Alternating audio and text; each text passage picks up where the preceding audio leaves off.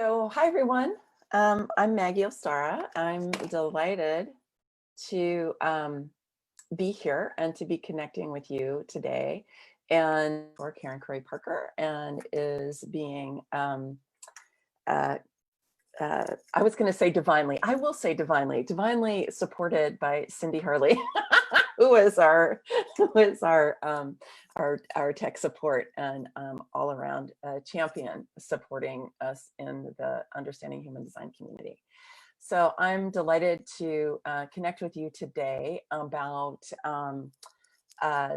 discovering 3 superpowers in your human design chart. And this is something that everybody has. And so I want to talk to you about them. And I want to start out just by thanking you for taking the time for being here today. I know that, we're all busy, even in the midst of a pandemic. We're still busy. We still have a lot of things that we can pay attention to. So I really appreciate you being here and you taking the time to participate.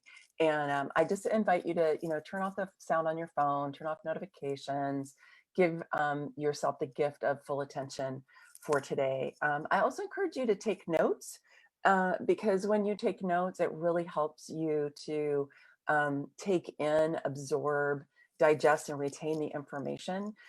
Otherwise, what's so easy is information can just wash over you and it'll wash right out of your awareness by this afternoon if you don't do that. The other thing that I know I'll be asking for later on today is just your main 2 takeaways from our conversation today. I always like to have time at the end to connect with you and to answer questions that you have, hear your comments. I do invite you to go ahead and even as we're starting now, put in your name and where you're from in the chat.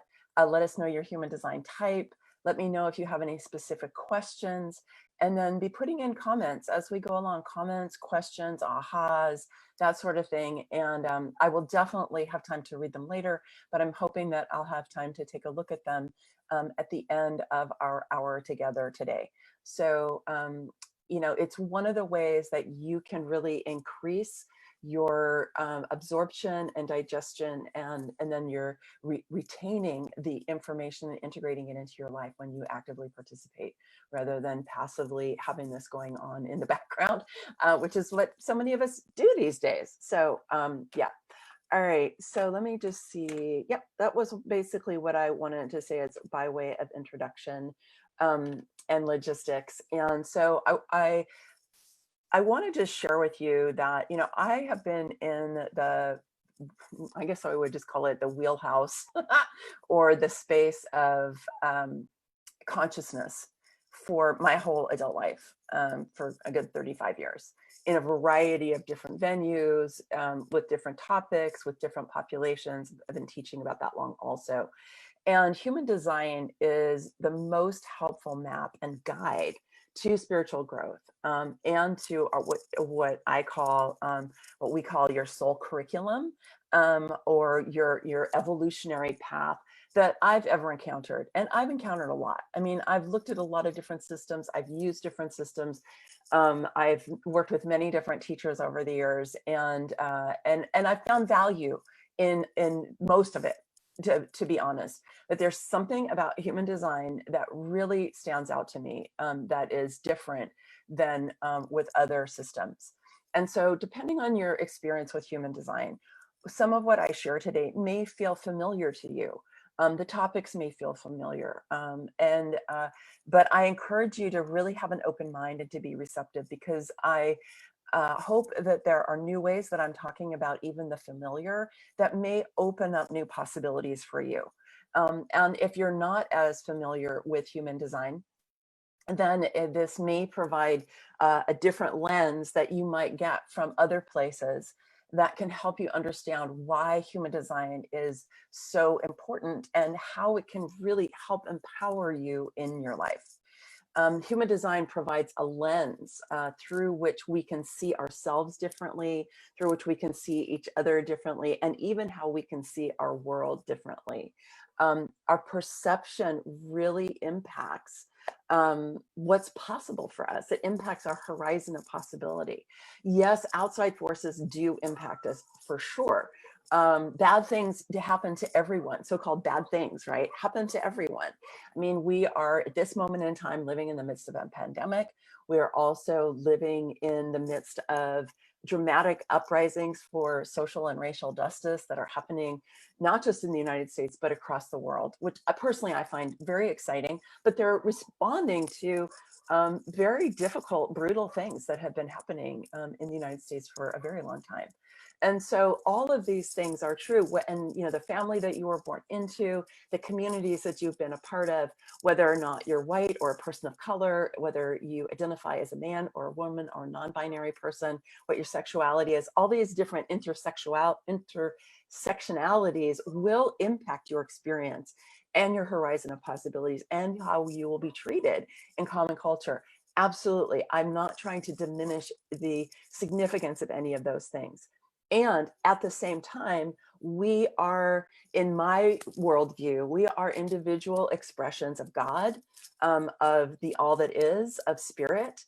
And as such, we have a very powerful ability to understand our world through our perception and to create our experience with how we feel about things, how we understand the lenses that we use. And so human design provides us with what I think of is a very deeply empowering point of view that can ignite a whole new way of participating in life. And it certainly did for me. So I'll tell you a little bit about myself in a moment, but I want to give you a couple of examples that are historical examples that I hope will help you to get why this is important, okay, or can give you some perspective. So the first one, I was thinking about this over the last 2 days as I was preparing for this presentation, and I was thinking about the 4-minute mile and how for about 70 years there were attempts to break the 4-minute mile. There was this idea, you know, that there was a time where it wasn't even certain that human beings would be able to run faster than 4 minutes in a mile. And it wasn't until 1954 that Roger Bannister actually was able to break the 4-minute mile, and he did it by like a quarter of a second. Okay, and so it wasn't by a lot. But then within just a few months, and then within a year, a number of people had broken the 4-minute mile. And now over 1,000 people have run the mile in under 4 minutes. And so what was perceived as a limitation, a physical limitation, and there were different scientific theories that were put out about this, proved to be a mental limitation. And Roger, I love this story. I was just reading about him this morning. Roger Bannister actually was an outlier. Okay, he was an outlier. He did not follow the coaching methods of the time. He didn't have like a coach. He was doing his own protocol. He developed his own protocol. He was not somebody who was super well supported to doing the work that he was doing. He was just really focused on being able to do this, and he did. I love that story. Then there is another one that I heard a long time ago, but I want to share with you. And if you want to find out more about it, you can go check it out. It's from, I learned about it through a podcast of The Dollop, which is a dollop of American history. It's a comedic podcast and it's hilarious. And it's called, this is taken from Women in Transportation. And there were journals in the late 19th century, medical journals, okay, that said, first of all, I'm just picking out a couple things. That episode is full of things if you want to find out more. But first of all, that people in general, both men and women, would melt at 50 miles an hour. Okay, this is when the train was developed. And it was like this idea that, okay, people will melt at 50 miles an hour. And then not only that, but there was something called the wandering womb syndrome. And they thought that women, if they were to ride in trains, and not just ride in trains, but ride horses, take long walks, fall down stairs, whatever, just a lot of things, okay? There's this whole list that our wombs would actually become dislocated, would rise up in our bodies and come out our mouths. Okay, this is in a medical journal in the late 19th century, okay? So this is supposedly based in some kind of observation or scientific knowledge, right? These are doctors who are writing about this. Now we know that medicine changed a lot in the 20th century, but my point is that this was a mindset. There was all of this protest about women riding bicycles, which is actually one of the things that led to women having a tremendous amount of mobility and helped support the suffrage movement that led to women's suffrage in this country, white women primarily in 1920. So anyway, other things we can think of, right, is that the world's flat, not circular, right? That people cannot fly in airplanes or fly to the moon. I mean, there's all kinds of different historical examples that we can look at that really have to do with our mental models about what's possible and what's not possible. And some of them were based in what people consider to be scientific or logical or rational or reasonable. Okay, so I just want to put that out there because I have been a student of the history of science, which is fascinating if you've never looked at it, things that people used to believe. And so I'm not an anti-science person, okay, but I do question science as being absolutely true. And I think it's always subject to change and to evolution, just like everything else. So I want to just say that because I think it helps situate our understanding about human design and how human design can really radically, excuse me, transform our experience about what's possible for us. And one of the things I'm going to talk about today is that human design helps us understand some of our ways of knowing that are not logical and not reasonable and not scientific. And they tend to be really discarded in common culture. So let me just say one thing about my story, because some of you may know who I am. Probably most of you have never met me before, don't know anything about me. So I'll just say briefly that I have been teaching since the late 80s. I have a PhD. I taught at Columbia University until I realized I wasn't designed to work for anyone, which turns out to be in my human design. But I didn't know that in 1997 when I left, after I was spending 15 years developing my career in academia. And then since then, I've had 4 different businesses in the more or less in the healing arts, and then also doing business coaching, supporting people in the healing arts. And I've created a lot of what we would call success in my life in terms of, building communities and generating revenue and offering programs and so on, right? And at the same time, I also burned myself out multiple times, 3 times, pretty significantly. And I did not know why. I didn't really understand why until I came to human design. And so when I came to human design, initially, the very first time I rejected it because I discovered I was a generator. And I was like, well, that can't be right because I've been initiating my entire life. And so that just can't possibly be right. But then after I burned out again, human design came around and I was like, okay, maybe there is something to this and I should pay attention. And so I started to practice responding. I didn't even know what responding meant. But I started to practice responding and I started to get in touch with my inner authority, my sacral center, and started working with these 2 core aspects of 2 core superpowers that I have. And everything in my life has changed since then. I mean, really, it's crazy. I mean, I would not have believed it if you had told me before how my life has changed. And I'm able to actually be more productive, to create more, and to create more of what I would call success, but do it more sustainably in a way that's more pleasurable, that is less effort, and that is much more satisfying, and without burning myself out. It's a huge change in my life.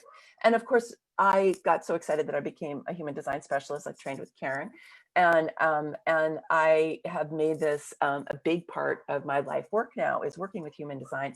And I brought it together with my couple of decades of working as a spiritual mentor, and as a business coach and as a relationship coach. And so all of these things come together for me. And that really impacts the way that I present and work with human design. And I'll talk about that a little bit more in a moment. All right, so let's all take a big breath and a stretch. And I'm going to take another sip of water because my throat gets dry sometimes when I'm talking. All right. And I am going to go ahead and bring up some slides here.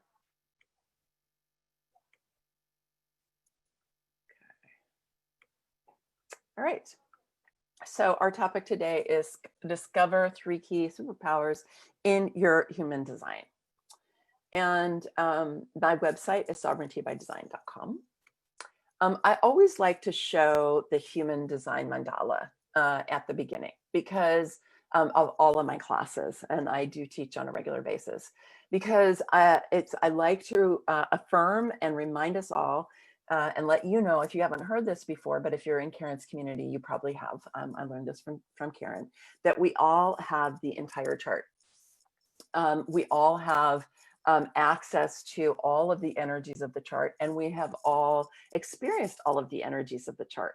And that includes the 9 centers, the 36 channels, the 64 gates, and everything that you see here in this beautiful mandala. The one thing that changes is how we experience those energies. And I'm going to talk a little bit about that today, whether it has to do with our definition or our openness or our circuitry or our profiles, which I'm actually not going to talk about today, but that's another piece that significantly impacts how we experience these different energies. So I know some of you may need to go before the end. I just want to let you know about a couple of things that I have available for you. This is free access to a resource library that I have. And it is filled with videos and articles on human design. I'm currently teaching a series on superpowers of the human design types. There's a couple of those that are already loaded in there. As I teach them, they will continue to be loaded in there. There are ones on resiliency. There are there's some about social justice and sovereignty and human design. So there's a variety of different videos in there that you can peruse at your leisure. And then also the articles. You'll also, if you decide that you want to go ahead and register to gain access to that, you'll also be on my list to be the first to get my new, excuse me, quiz, which unfortunately I didn't get completed for today. I hope that I would. It's what's the number 1 factor in the way of your superpowers? And so I will send that out to you as a member of my community as soon as it's done. I hope it'll be done by the end of next week or the week after. So we'll see. And then the other thing I want to just let you know, and I'll talk more about this later, but is that I do have a program that I taught earlier in the year that I'm just opening up again, and it's available as of today. It's called Activate Your Superpowers. And you can go check it out if you want to at this URL. It's sovereigntybydesign.com/AYSP-program.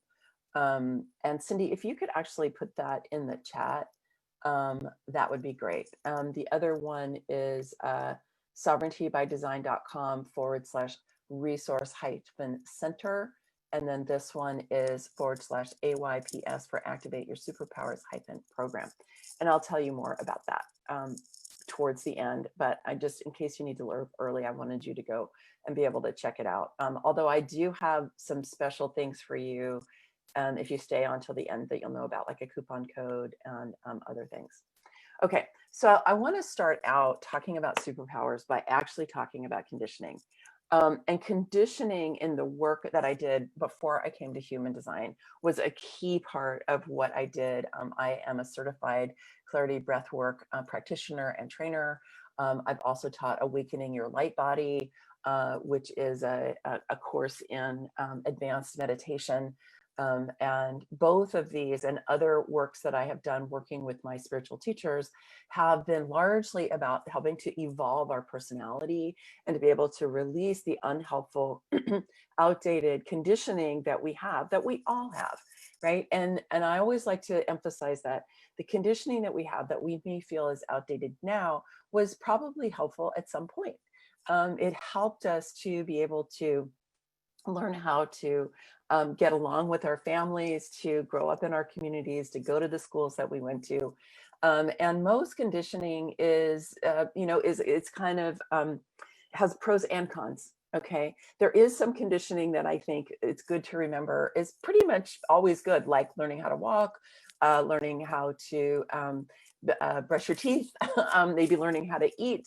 learning how to talk is a little bit of a mixed bag for reasons I'm not going to go into today.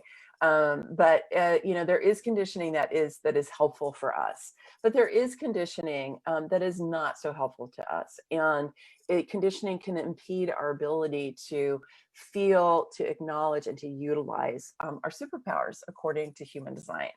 And conditioning is something that Ra, who is the man who received the system and then developed it for many years, that he really focused on in what he called the not self, that our conditioning was our not self. We're kind of evolving out of using the term the not self and more thinking about this. This isn't a term Karen uses, but I tend to call it the shadow side of the different qualities of energy that are evident in the human design system.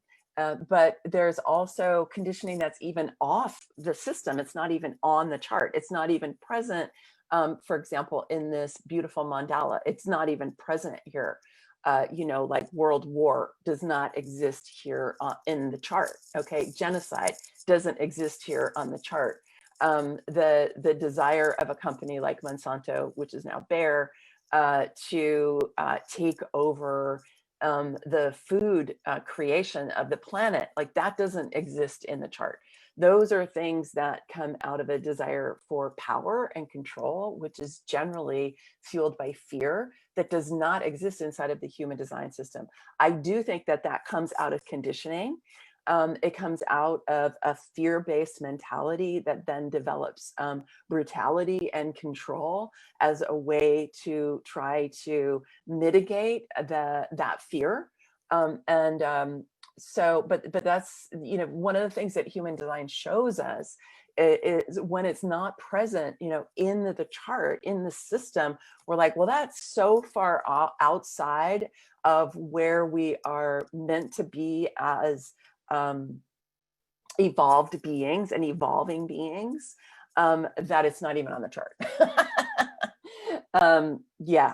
So, but human design can show us by having us look at the different qualities of all of the different archetypes or the different types of energies that are present in the chart, that it can help us to see what our evolutionary path is. And that can happen anywhere in the chart. It's not just in our open parts of the chart, which is where we understand that in more traditional human design. My experience, having done several hundred readings at this point, is I have seen plenty of people conditioned in their definition as well. And Karen has been talking about being conditioned in our definition as well. So I want to just say that condition can happen anywhere. And human design provides us with just an exquisite map and guide as to how we can both release ourselves from, or it's not so much how we release, but it is the qualities that we want to release. Okay.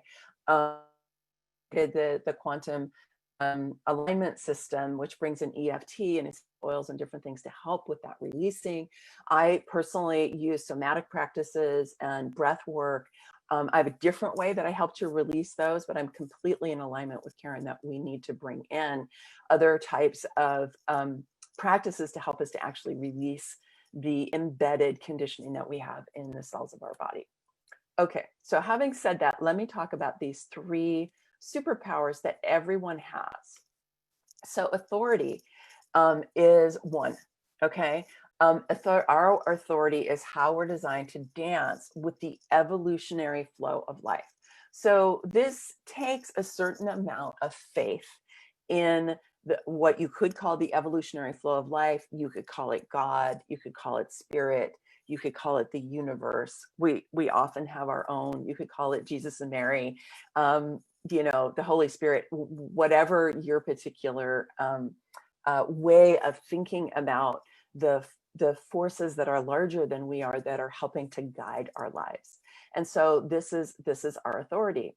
And so everyone has a specific authority, which is how you're designed to make big decisions in concert with your inner being, or with like what I like to call your upstairs team, right? I have an upstairs team that I work with, and I also have an inner being. And your authority is definitely one of your superpowers. When you practice using your authority, everything in your life becomes easier, less stressful, more satisfying, and more prosperous. This is definitely, as I said earlier, what happened with me. And I'm just going to say here that we have these different types of authority. They're just how you make decisions. So sacral authority is for generators and manifesting generators. Splenic authority is for manifestors and projectors. Ego authority is usually for manifestors, but it could also be for projectors. Self-projected and mental projected are for projectors, and lunar are for reflectors. And then there is what we call emotional authority. It shows up as an authority on your printout. But the thing I want, because a lot of people get confused about this, okay? The thing that I want to emphasize here is that if you have your emotional solar plexus defined, what that means is that you need to take account of your emotional wave, okay? It doesn't mean that you make your decisions emotionally. I've run into a lot of people who believe that. They're like, well, I'm emotionally defined, so I make my decisions emotionally. Actually, it's just the opposite. What you want to be able to do is to take account of your emotional wave, which I don't have time to go into depth about that today.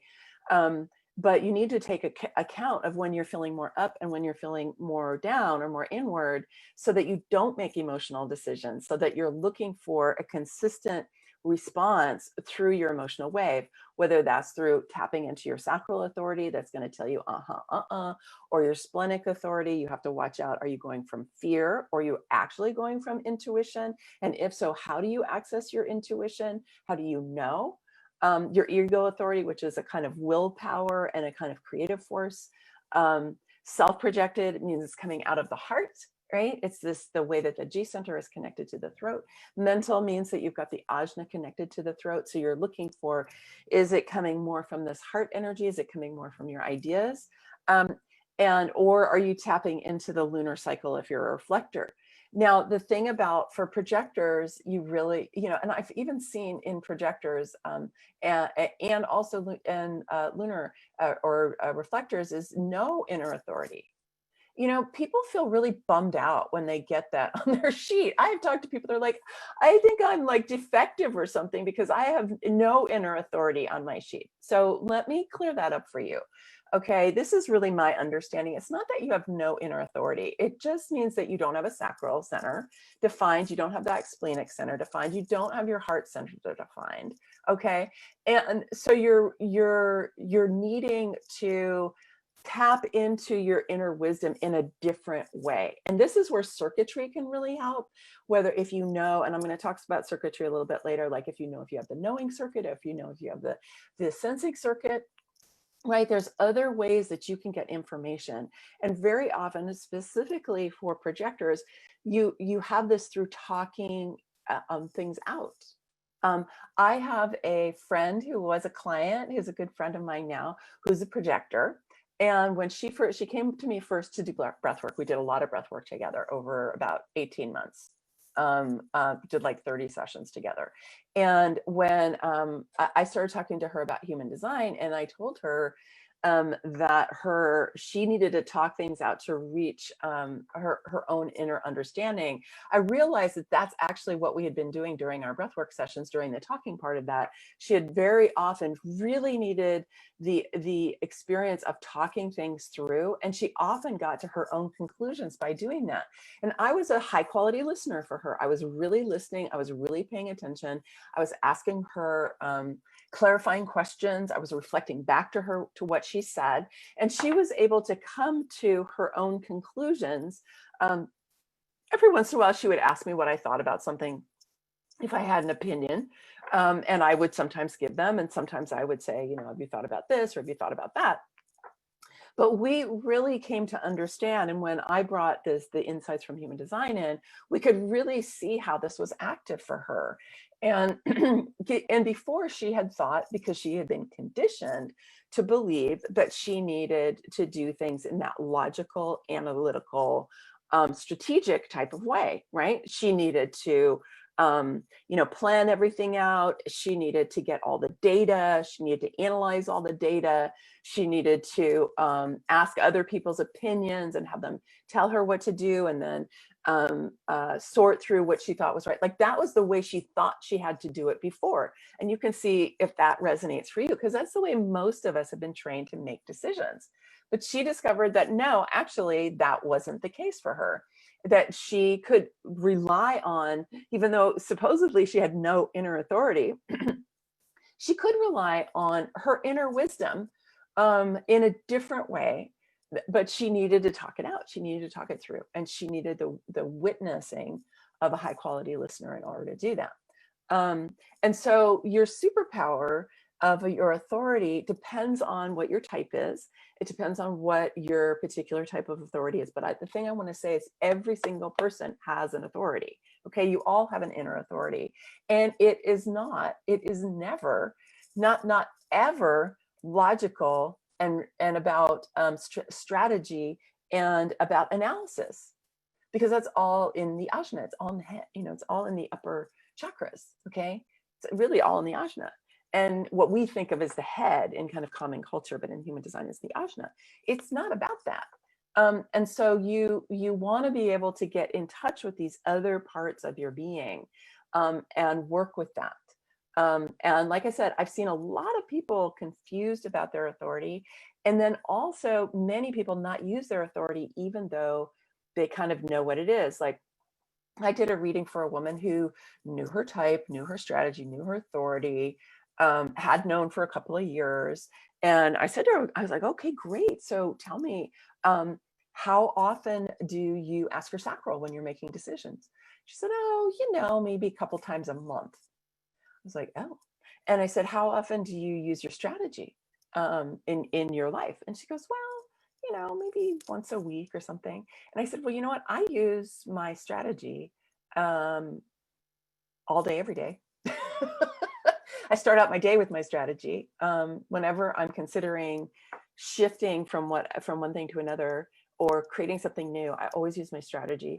And I also use my authority pretty much every day. And to her jaw kind of dropped open. She was like, really? I was like, yeah, really. I said, really? And I don't say that to make myself great or something. It's kind of the level of surrender that I have agreed to with my inner authority and with my upstairs team. And it's been hugely, hugely beneficial for me. So this is absolutely a superpower for you. So you can ask yourself, you might want to put in the chat, how familiar are you with your authority? Do you know what your authority is? Do you know how to really use it correctly? Do you use it on a regular basis, right? And do you believe it? Because a lot of times people, because we've been trained, we've been conditioned to believe that we have to be logical and strategic and so on, that we don't actually use it. So go ahead and pop that in the chat or put it in the comments on Facebook. Okay, so superpower number 2 that everybody has is your definition and your openness. Okay, now let me just reiterate, everyone has all of the energies in the chart. Okay, everyone has all of the energies of the chart. So if we just look at the mandala again, we'll see this is the entire body graph, right? These are all the gates, okay, all the hexagrams. We all have access to all of these energies, and you have experienced all of these energies throughout your life, okay?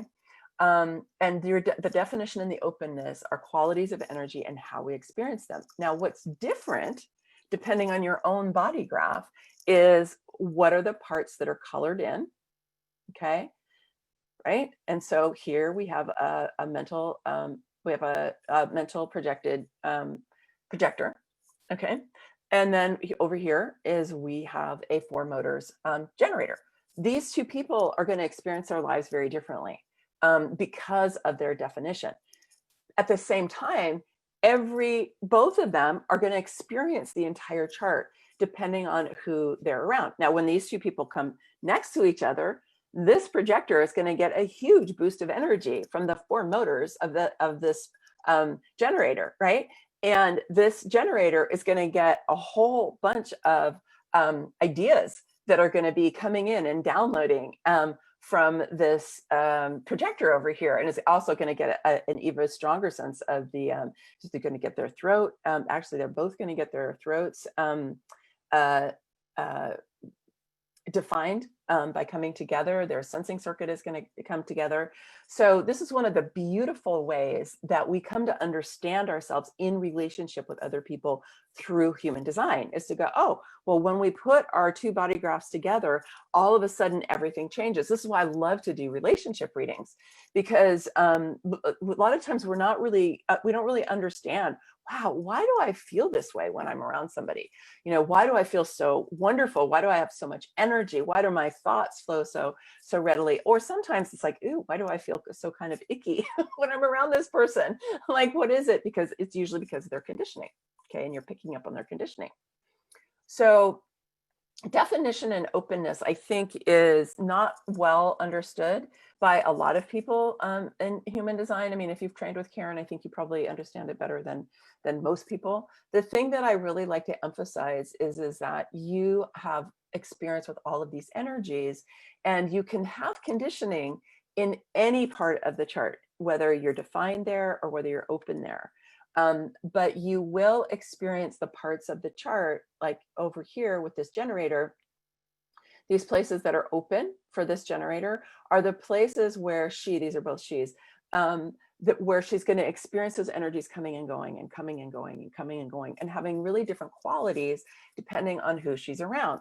Now, this projector over here, look how open this person is over here, right? Okay, they've got 7 out of 9 centers that are open, which means this person is going to feel people. When they walk in a room, they're going to feel people. They're going to feel the energy of the room. They're going to feel it, and they're going to amplify it. Okay, so this person, again, is going to experience a lot of energies really differently, and in varied ways, depending on who they're around over time.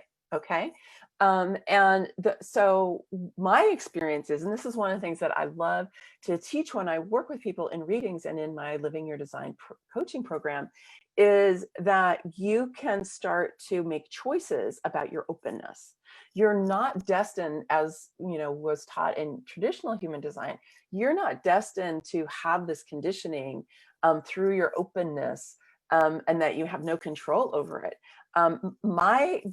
Not just my belief, I know, because I've been doing this for over 20 years now, long before I came to human design, was helping people to release the negative conditioning that they had, and to be able to ignite their actual inner authority and their inner power, which were terms that I used before, and develop their personal sovereignty, which is what my work has been around for about 20 years.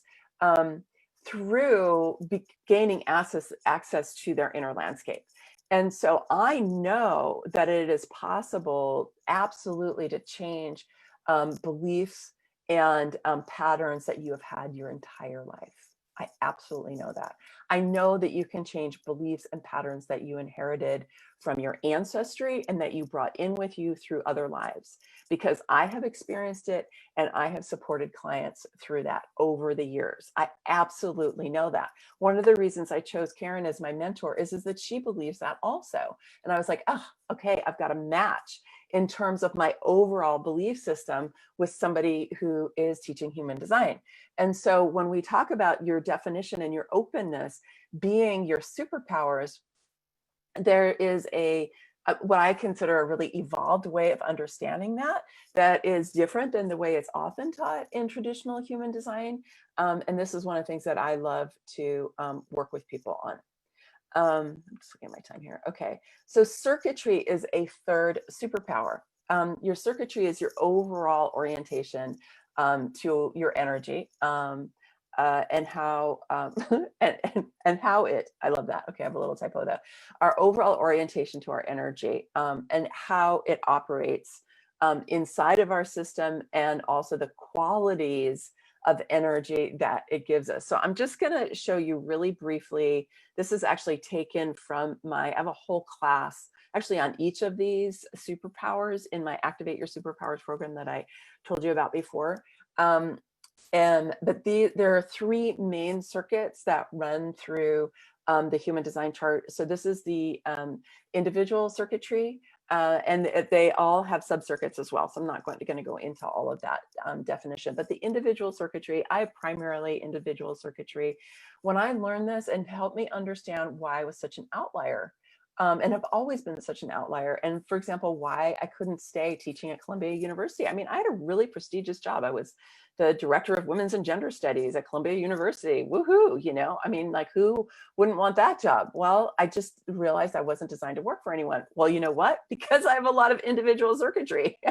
I'm mutative. I'm here to be different. I'm here to bring change. I don't fit in. I mean, these are qualities. And see, when you can get this about your human design, and a lot of people don't understand circuitry, like if you just, had a reading with someone, they may have never brought up your circuitry. I love to do this. I always do circuitry in my my human design readings, because I feel like it's kind of this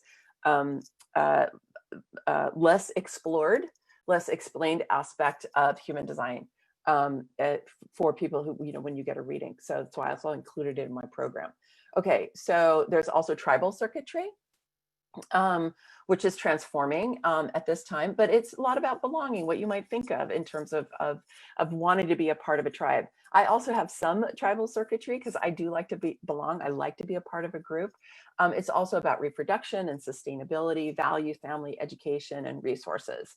So this is the part of the chart that helps us know about, bringing up children, about knowing we are a people. How do we know that we're a people? What are our standards of behavior? What's important to us, and so on.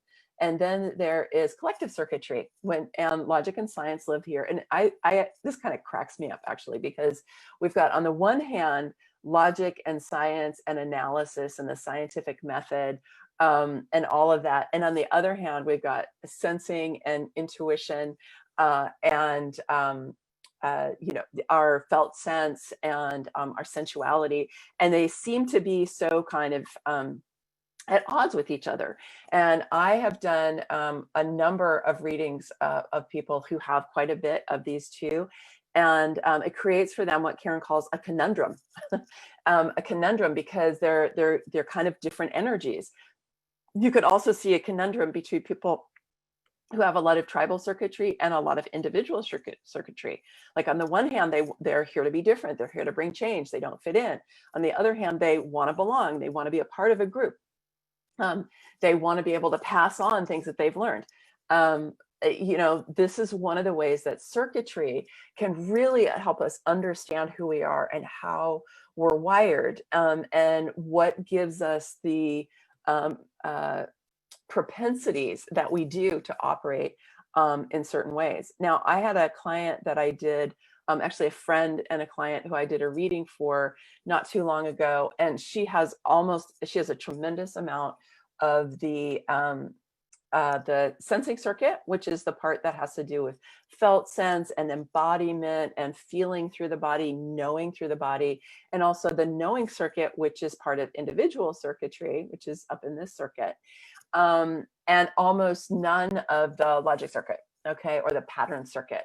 But she, like most of us, had been highly trained to make decisions with her head, to figure things out, to get all the data, to analyze, to plan. And it was killing her. It was really kind of killing her. Like, I could see in her face the kind of like this kind of a face around trying to do that. And of course, she had learned to do it because she was conditioned to do it. And she does have the logic circuit in her chart. She just doesn't have it defined. But what's much easier for her is to be able to tap into her inner knowing from the knowing circuit and into the felt sense in her body and her body wisdom. But she discounted those, which are superpowers for her. She discounted them over and over again because she believed she needed to figure things out and she needed to be analytical. And I still see her do it. I just saw her the other day, and I said to her, I said, sweetie, I have heard you, like, in this conversation say at least 10 times, maybe 15 times, that you need to figure this out. And I want to remind you that you're a generator, and that you have the knowing circuit, and you have the sensing circuit, and you have a sacral, and you have all of these superpowers. You have all these superpowers, and you're not using them. She just kind of looked at me like this, and she was like, oh yeah. I said, yeah. You don't need to do that. You're suffering unnecessarily. she just kind of laughed. We both kind of laughed. And so then what we did was we developed a bunch of generative questions that helped her get out of that, and did some prayer, which is another thing that you can do when you have these other kinds of circuitries. Do a lot of prayer. Ask your upstairs to help you, and they will. So let me just see. I think there was another story. Oh, I wanted to tell you. Oh yeah, there was another client story I wanted to tell you. This is not so much about circuitry, but I'll just leave the slide here for right. Well, actually, this woman does have a lot of individual circuitry. She's a manifesting generator. She has a lot of individual circuitry. She's also a 1-3 profile. And she had been really, I want to use the word demonized, but judged, let's just say judged in her life by the idea that she couldn't settle down on one thing, that she really likes to, anything she gets involved in, she wants to learn, right? Which is her 1, right? And then her 3 wants to take her and experiment with all kinds of different things. She had a couple of human design readings from a professional who basically told her is a little more traditional human design. And he said, well, you're just going to learn through making a lot of mistakes. And, that was a really heavy thing for her to hear. You're just going to learn through making a lot of mistakes. And I said, well, I guess you could look at it that way. And I said, I think of it as you like to experiment. Now, this is a woman who has a greenhouse, who is constantly experimenting with all of the different seeds that she has. She's making biodynamic teas for her garden. She's, well, it's not even garden. Well, it's a big garden. She loves to experiment. And yes, do some of the seeds not grow? Absolutely. Do gophers get some of the plants? Absolutely. Like, all that happens, but that's not mistakes. That's just part of what happens when you're experimenting with things. Plus, she loves to multitask. She likes to have lots and lots of different projects. And she had been really judged in her life for that. And I was like, honey, you're a manifesting generator. You are going to be busy, busy, busy, busy, busy. She's also been told, she has a 3420. So she's like among the busiest of the manifesting generators. She'd been told she really needed to slow down. She needed to do one thing. She needed to pay attention. I was like, honey, that is a superpower of yours. Your ability to multitask, your ability to do multiple projects, your ability to do things with speed, your ability to experiment. I said, all of those are superpowers for you. Plus, she has individual circuitry, which makes her even more, wanting to, in order to bring change, you have to try things out, right? You're not going to get it right the first time. You're going to have to experiment. Okay. Let's all take a stretch. Oh, good. We're going to have some time to have a little conversation. And Cindy, I'm okay going like 5 minutes over if you are. Okay, so let me see. I wanted to tell you about this program, and then I'll come in and take a look. And if you do have questions, maybe pop them into the Q&A. The chat. Because I actually, sorry, Cindy? In the chat, I actually disabled the Q&A so that. Oh, you did? Okay. It's just they're easier to see in the Q&A, but that's fine, whatever. And Cindy's so good at pointing me to questions. So I you know what, Cindy, I'm not used to having somebody help me. So thank you. All right. So, okay. So 3 key superpowers we talked about today are authority, definition, and openness and circuitry. Okay. So in the course that I was telling you about, the Activate Your Superpowers, we also talk about all the parts of the human design chart, the types, the 9 centers, including a whole class on the motors and the motorized throat. So it's not just the centers, but it's specifically about the motors and why they're important and how that connects to the motorized throats. The incarnation cross, the profiles, the lines of the hexagram, the 3 primary circuits, and the art of reading the chart. So this is a great introduction to human design if you haven't, done an introductory class. It's also a great class for those of you who really want to focus on igniting your superpowers, where you really want that kind of a lens for understanding human design. It includes 10 classes that are delivered via video trainings. It includes audios, slides, and worksheets. And then I'm doing Q&A sessions once a month between now and the end of the year. So you can do this at your own pace. When you do register for it, you'll get the first class, and then you'll get another one every week for 10 weeks. And then we do a Q&A once a month. So you can bring any questions, any coaching questions that you have. And those, when I taught this class earlier in the year, people found those extremely valuable, of course. So if you know you want to know more, then go ahead and go check this out. Cindy, if you can just put this in the chat again, that would be great. It's sovereigntybydesign.com/AYSP for Activate Your Superpowers -program. And use the coupon code July 20 for $200 off this course. And I'm going to give you that through July 31st, because I know some of you are emotionally defined.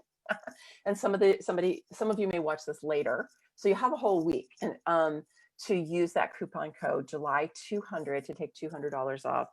So it'll go from $397 to $197. There's also a 3-pay. And I don't have those numbers in my head. But anyway, it'll take $200 off the 3-pay also. And for the first 5 people, they'll get a 15-minute reading with me, okay, as a bonus. So happy to do that. I always love to connect with people. And we'll do that probably partway through the class, because that way you'll have some of the training under your belt. But I'm happy to meet with people and do this 15-minute for the first 5 people who register. And just one more thing is, if you're not ready for the class, or even if you are ready for the class, you can go ahead and register for the Resource Center. If you do register for the class, you'll get automatic access to the Resource Center. So if you know you want the class, you don't need to do both. That's fine. I'll just make sure you get access to that. And so that is sovereigntybydesign.com/resource-center. Okay, great. I think that's everything that I wanted to say there.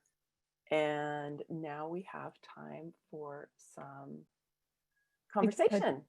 I do want to say that the Resource Center is coming up as a 404 right now on your, when I do that link. Oh my. I tried the link, but thank you, Cindy. I will put that.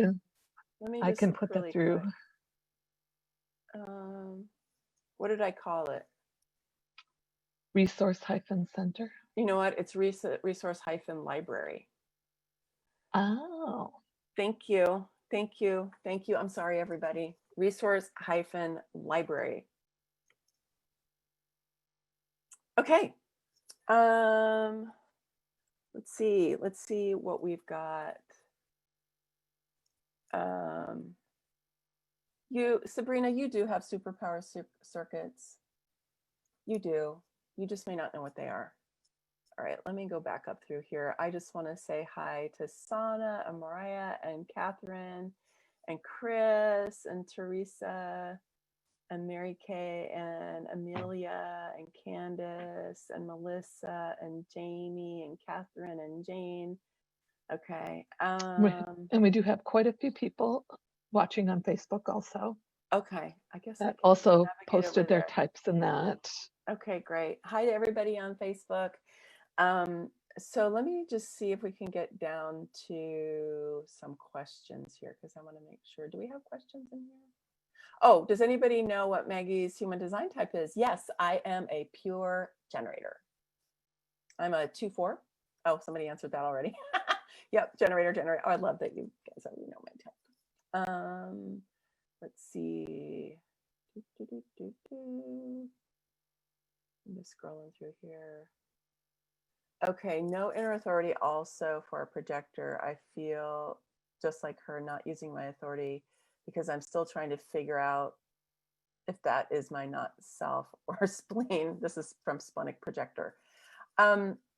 If you're a splenic projector, one of the things you might want to look at is what kind of circuitry you have, because you want to look at how much of the knowing circuit you have and how much of the sensing circuit you have. And because some of your intuition can be influenced by those 2 places for you.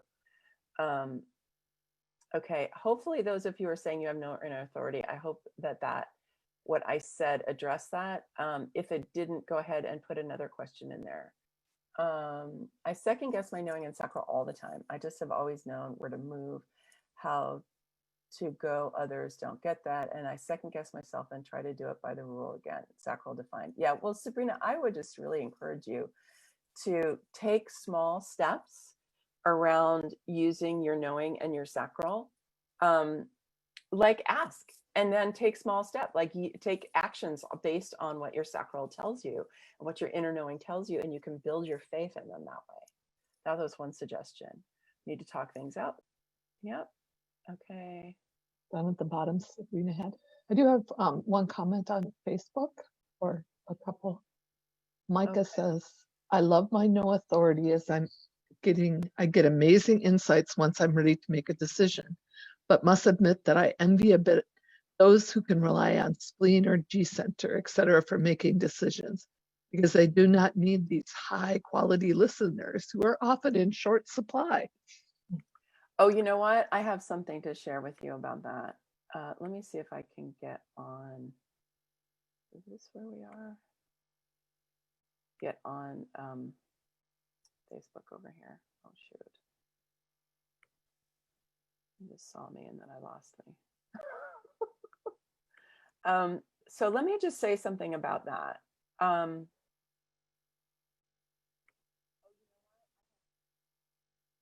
Oh no, I'm hearing myself. That's not good. All You right. must have your, okay. Can you hear? While you're looking, I can hear you. Okay. While you're looking, Mary Elizabeth on Facebook Wait, says, let me respond to that one question of, okay, or that thing that people are saying about the being jealous about of having needing a high quality listener. So I had actually somebody who took my Activate Your Superpowers class earlier this year, and she was a medical doctor. She's retired now, but she was a medical doctor and she's a protector. And so she was highly trained, as you might imagine, into being logical. And so she lived her life that way a lot. And I talked to her about this thing about, talking things out, and asked her what her, what her experience about that was like. And she said the same thing. She goes, well, I don't really have a high quality listener around. My husband doesn't know how to do that. He always wants to give me advice. And I said, well, you could try training him. Or just telling him what you need. Just tell him what you need, and he might be very willing to do that. He wants to help you, right? And so, men, they like to give advice, but it doesn't mean that they're not capable. But as it turns out, she had already figured this out, and she had been writing in her journal every morning and talking things out in her journal and coming to her own conclusions in her journal. And I said to her, and she goes, but do I need to talk to people? And I said, well, here's the thing. I said, does it work? She goes, yeah, it works great. I said, well, if it's not broke, don't fix it. It's like the thing I always like to remember myself and remind everybody is this is an experiment. Okay. And human design is not like a system that's written in stone that says everything is 100% this way all the time. Okay. They're guidelines, they're insights, they're inspirations, they're ways to help us to understand ourselves better. But you know what? We are creative, powerful beings. And this woman had already figured out that she needed to have that resource of writing in her journal for herself. She had already figured it out long before she understood anything about human design.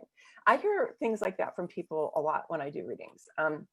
So I just want to really give you permission to know that it doesn't absolutely have to be that way. So whoever that was who made that comment about saying, I don't have a high quality listener, number one, maybe you could ask for somebody to be a high quality listener for you, and you could talk to them on what you need, speak up about what you need. That's number one. Number two, try writing in your journal.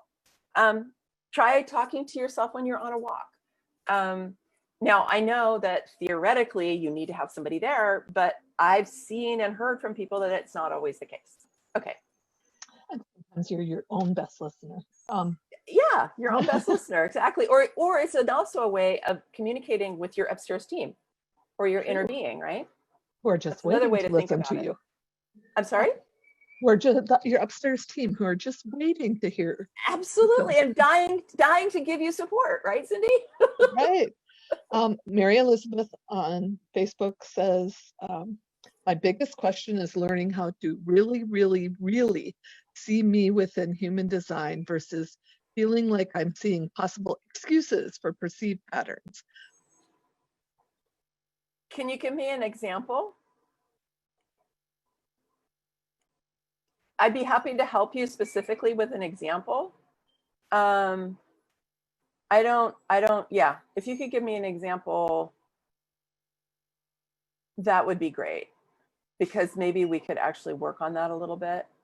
She's just saying she wants to, Cindy, can you just summarize that for me? She's saying that she wants to really, really, really believe human design instead of what she's been conditioned into. Is that the gist of that?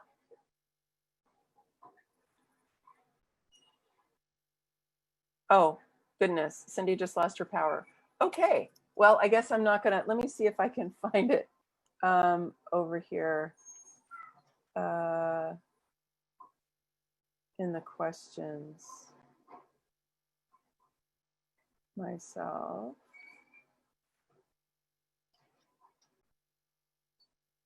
Okay. I'm not actually seeing it. I'm sorry. So maybe you could pop that in again, or maybe Cindy will get it again. Okay, here's a question. This is from Lisa. What's the difference between the knowing and the sensing circuit? Can you explain a bit more? Lisa or Liza, well, that is a kind of a big question to answer. I mean, yeah, I can't actually answer that simply. The thing that I would say is, just to reiterate what I said before, there's three main circuits in human design, and each of them has a sub-circuit. So the knowing circuit is a sub-circuit of the individual circuit, and the sensing circuit is a sub-circuit of the collective circuit. And they each have their own qualities, and that's a whole class in and of itself. So I can't really summarize that for you so much. I mean, basically, the thing I would say is knowing is you get downloads or insights from super consciousness. I have a lot of the knowing circuit myself. And you know what you know. You didn't learn it anywhere. You didn't learn it from anybody. You didn't read in a book. You weren't taught it. You just know it. You just get it. And sensing is more about the felt sense in the body. It's about body wisdom. That's the short version. Okay. All right. Trudy says, could you say that the PG power to build is more, pure generator power to build is more like power to grow because it is much slower? I actually don't experience my power to build as much slower than manifesting generators. I think it's not helpful to put ourselves, pure generators and manifesting generators, up against each other that way. I know people do, and manifesting generators can be fast, but they can also be fast doing nothing or not doing the right thing. And I think that pure generators sometimes feel less than manifesting generators because of the way that gets set up. And so I want to really encourage all of the pure generators to know you are here to master building. You are a master builder, and you will do it at the pace that's right for you. And there's no need to compare yourself to anybody else. I consider myself a master builder, absolutely. I created an enormous amount. I actually think my dad was a manifesting generator, so I may have been conditioned with that as well. Okay. Oh, good. Catherine says she just registered for the course. Excellent, Catherine. I'm glad to see you. I'll be glad to see you there. All right, perfect. Oh, and Splenic Projector, whose name I don't know, also just registered for the course. Thank you. Looking forward to it. That's excellent. I will let you know if you're qualified for the first 5. I don't know. Just signed up. Yeah, just signed up, waiting for an email to log in. Okay. Don't worry, we'll follow up on this. We actually just got the course set up as evergreen yesterday. So if there's any little technical glitches, please just give us a little bit of time to sort them out, but we will. We totally will. Great. That's 2 of you who have said here that you've registered. I don't know if more of you have or not, but I assume that both of you will be able to get that. Okay, is a superpower circuit found by complete defined gate and channels? No, it's not. No. And also, so here's another kind of crazy thing, is that I have only one gate in the sensing circuit, okay? And my Chiron is in another one, but it doesn't provide definition of its Chiron. Only one defined, the 33. And I highly identify with the sensing circuit. I've spent a lot of years, the last 20 years, really developing my felt sense, my body wisdom, you know, being a breath worker, you know, my dance. I do many, many different dance forms. I do many different somatic practices. I feel very identified with the sensing circuit. And I don't have hardly any of it defined. So it's not just about your definition. And this is one of the things that in the course I go into a lot, which is talking about the superpower of openness. Okay, the superpower of your openness. So if you want to know more about that, I encourage you to join me for a class, because I think it's one of the places in human design that's really not understood. And it can be enormously, like I had a projector. She wasn't in my Activate Your Superpowers class. She was in my Messaging Made Easy with Human Design class that I taught the end of last year, the beginning of this year. And she is a projector with only her emotional solar plexus and her root defined, only two. And she always thought that she was less than because she had 7 centers open. And I said, wow, look at your opportunity for so many superpowers in your openness. I said, you need to start taking a look at the qualities of all of these different centers and seeing what you identify with and what you've built over time, where your wisdom lies. And it completely changed her whole understanding about who she is, about what's possible for her, about her you know, her superpowers and everything. So there's so much that you can get when you start to understand the superpowers of your openness. Okay, so Michelle also just signed up. Yay. And she's no email, and then it just came through. Okay, perfect. All right, excellent. Yay. I'm glad that you're signing up, everybody. I'm happy to be connecting with you. Excellent, excellent. Anybody else have a question? We are winding down here. Oh, we're over the hour. I know usually Karen keeps it to that hour. Okay, so we have a couple questions here on Facebook.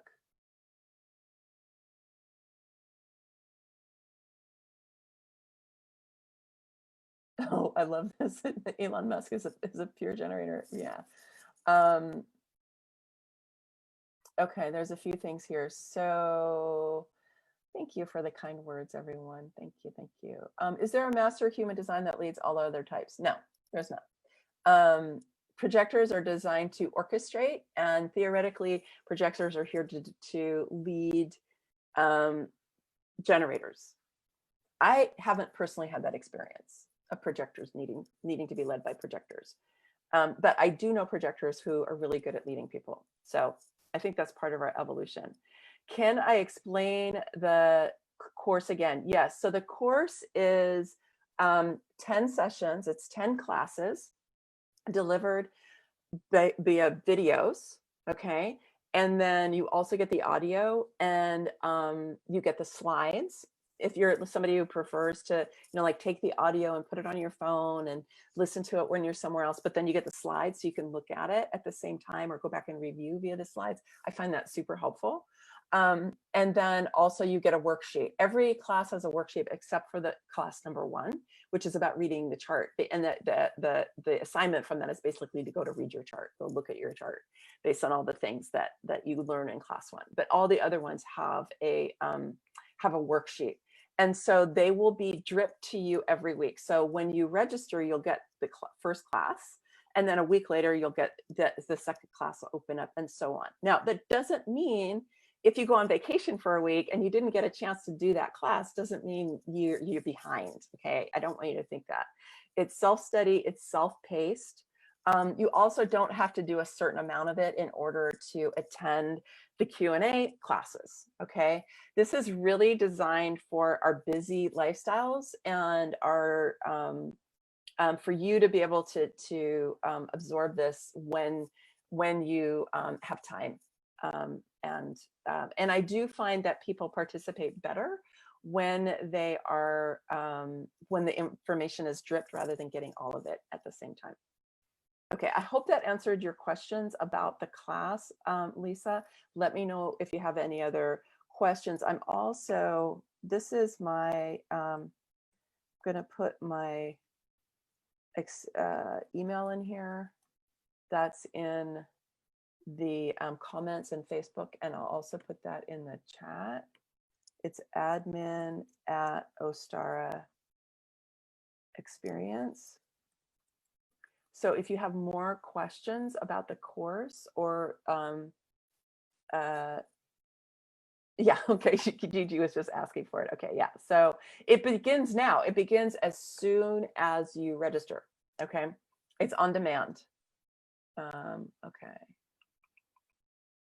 Okay, I don't think there's any other questions for that. Okay, let me see if there's any other. So Mary Elizabeth says, I have a wide open head and a wide open G.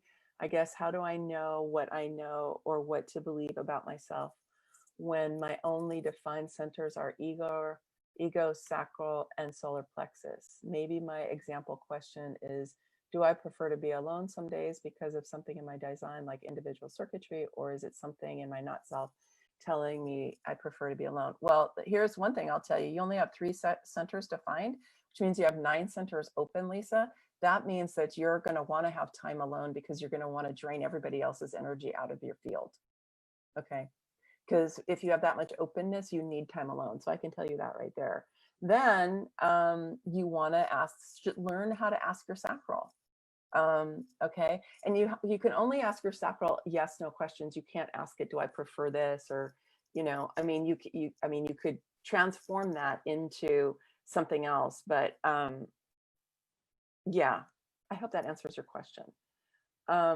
Let's see here. So Rim says, I would love a reading from you, but also love the outline of the course. I'm getting used to not taking a decision right away, but waiting 24 hours. Good. For any decision making because of my emotional way. So this makes sense. Absolutely. Yeah, it does, especially if you're emotionally defined. You know, I think sometimes people get an immediate yes for something and they know themselves well enough to know, or an immediate no, and they know themselves well enough to know. If you want to learn more about the course, go and check it out here. sovereigntybydesign.com. / activate your superpowers program. There you go. So that has the whole outline, Rim, of the course. You just need to scroll down the page. All right, I think I got to everybody's questions. If you have questions about the course, feel, oh, Catherine says the new platform is working perfectly. Just got the welcoming email. Oh, yay.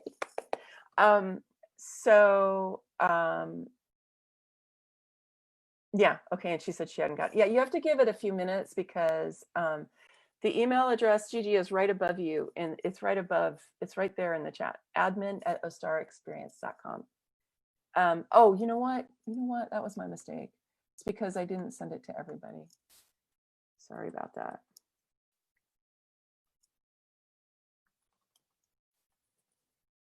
Okay, yeah, so email me if you have questions about the course. Go check it out. Go look at the registration page. It's got a lot of information on it. And I do want to let you know, it's geared a little bit for challenges around business, but it's really for your whole life. So don't let that throw you off. All right. Well, thanks for everybody who stayed on Facebook and for and on Zoom. I really appreciate it. It looks like let's see, there's one new comment. I checked it out actually and love it. Just waiting for my sacral. Okay, perfect. Good. All right. Yep. The only thing I would say, Rim, is that if you're one of the first 5, you do get that 15-minute reading with me, and there is a 30-day guaranteed. You can get out for 30 days. All right, everybody. Many blessings, much love. You can find me on Facebook. I have a Sovereignty by Design Facebook group that you can join. And I do teach in that every Wednesday. So you can join me there if you want. All right, bye for now.